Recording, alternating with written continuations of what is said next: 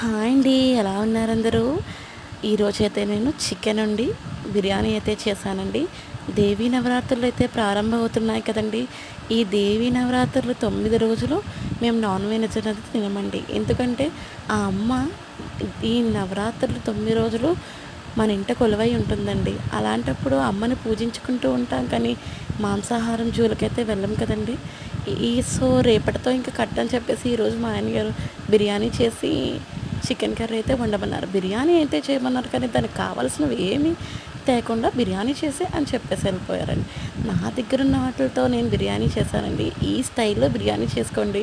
Vegetables అక్కర్లేదు, ఏమీ అక్కర్లేదు. చాలా బావుందండి. ఒక్కసారి నోట్లో పెట్టుకుంటే ఎంత బావుందంటే చాలా బావుంది స్పైసీగా. ఈ స్టైల్‌లో చేసుకోండి. ఫుల్ వీడియో కావాలంటే పెడతాను. లింక్ పెడతాను చూడండి. ప్లీజ్ సబ్స్క్రైబ్ చేసి సపోర్ట్ చేయండి. లైక్ చేయండి ప్లీజ్.